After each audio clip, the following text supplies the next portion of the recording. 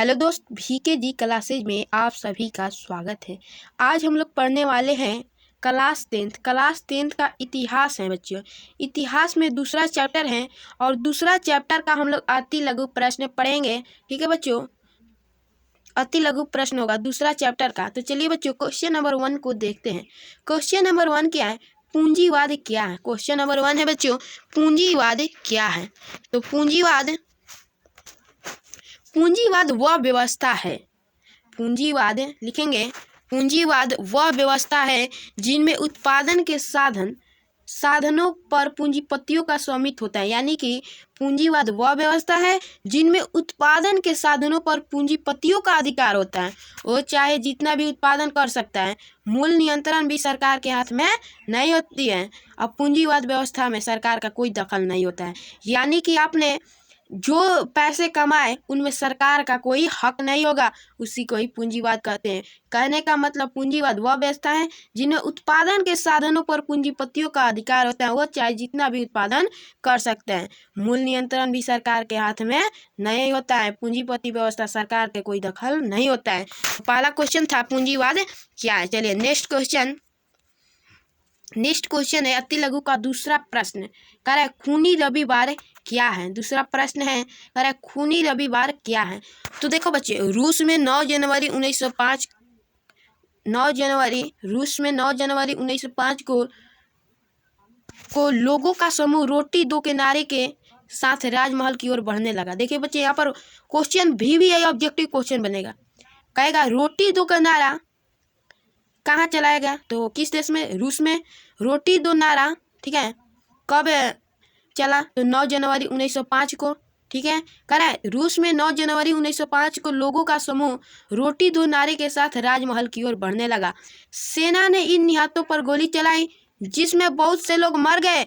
तब से वह रविवार का दिन खूनी रविवार के नाम से जाना जाता है। ठीक है, देखो बच्चों, रूस में 9 जनवरी 1905 को लोगों का समूह रोटी दो किनारे के साथ राजमहल, यानी कि वहाँ के जो राजा थे उनके दरबार की ओर लोगों ने रोटी दो नारे के साथ चलना प्रारंभ किया। ठीक है, तो उन जो राजा के अधिकारी थे, यानी कि जो सेना थे, लोगों को बहुत से गोली चलाई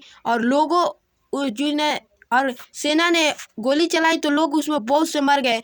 और वह दिन था 9 जनवरी 1905, उस दिन रविवार था, इसलिए उस रविवार को खूनी रविवार कहते हैं। ठीक है बच्चों, नेक्स्ट क्वेश्चन है हम लोग। चलिए, तीसरा प्रश्न है अति लघु का, अक्टूबर क्रांति क्या है? तीसरा प्रश्न है अक्टूबर क्रांति क्या है? तो देखिए बच्चों, अक्टूबर क्रांति को देखते हैं। कह रहा है 7 नवंबर को लेनिन के नेतृत्व में बेल्शेविक ने बुर्जुआ वर्ग की सत्ता को उखाड़ फेंका। ठीक, कह रहा है 7 नवंबर 1917 को लेनिन के नेतृत्व में बोल्शेविक के बुर्जुआ वर्ग की सत्ता को उखाड़ फेंका और सर्वहारा वर्ग के शासन की स्थापना की, जिसे अक्टूबर क्रांति के नाम से जाना जाता है।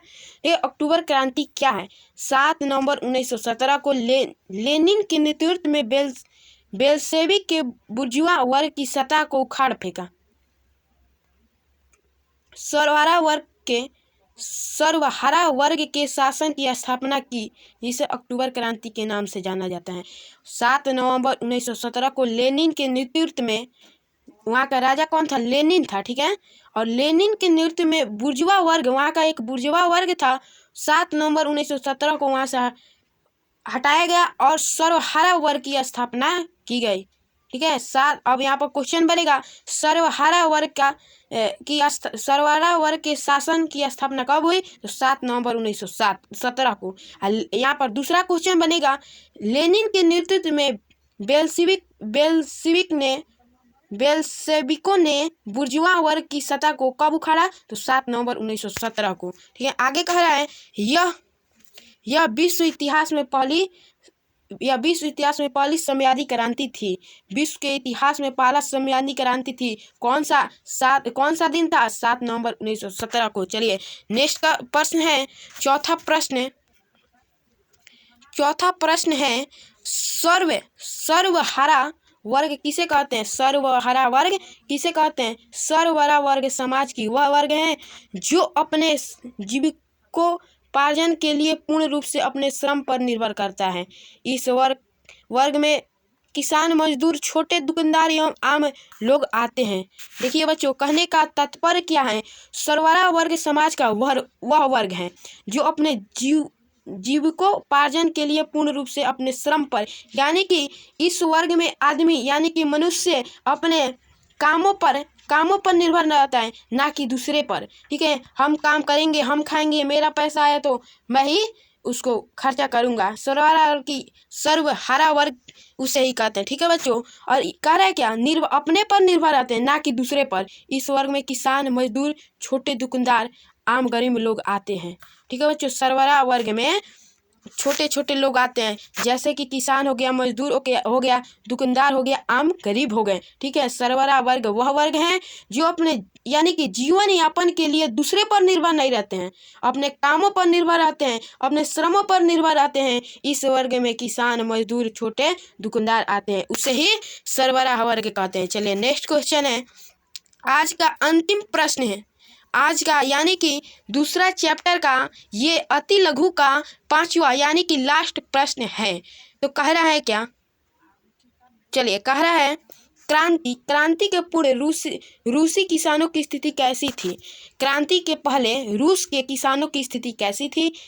क्रांति के पहले यानी कि पूर्व का अर्थ होता है पहले, रूसी किसानों की स्थिति अत्यंत दयनीय थी। दयनीय मतलब बहुत ही खराब था। क्रांति के पहले रूसी किसानों की स्थिति बहुत ही दयनीय थी। उनके खेत बहुत छोटे छोटे थे जिन पर वे पुराने ढंग से खेती करते थे। उनके पास पूंजी का कमी था, वे हमेशा करों की बोझ से दबे रहते थे। देखिए, क्रांति हुआ तब किसानों ने आगे बढ़ा, उसके पहले रूस में क्या था? किसानों की स्थिति बहुत ही बदतर थी। क्रांति के पहले रूसी किसानों की स्थिति बहुत ही दयनीय थी। उनके खेत बहुत छोटे छोटे थे जिससे वह पुराने ढंग से खेती करते थे। उनके पास पूंजी यानी कि पैसा की बहुत ही कमी थी। ठीक है, क्रांति के पहले रूस के किसानों के पास पूंजी का भी बहुत कमी था, वे हमेशा करों के बोझ से ही दबे रहते थे। इसीलिए कहा जाता है क्रांति के पूर्व रूसी किसानों की स्थिति बहुत ही बदतर थी। उपज तो बहुत कम होता था, उस पर कर यानी कि टैक्स और या लगान देना पड़ता था। दिन प्रतिदिन वह करों के बोझ में रहते थे। तो चलिए बच्चों, यहाँ पर हम लोग का दूसरा चैप्टर का अति लघु प्रश्न समाप्त होता है। तो बच्चों, आशा करता हूँ कि ये हमारा वीडियो अच्छा लगा होगा। अगर अच्छा लगा हो तो चैनल को लाइक, सब्सक्राइब, शेयर जरूर कीजिएगा। तो चलिए बच्चों, अगले वीडियो में देखेंगे लघु उत्तरीय प्रश्न। तो चलिए बच्चों, धन्यवाद।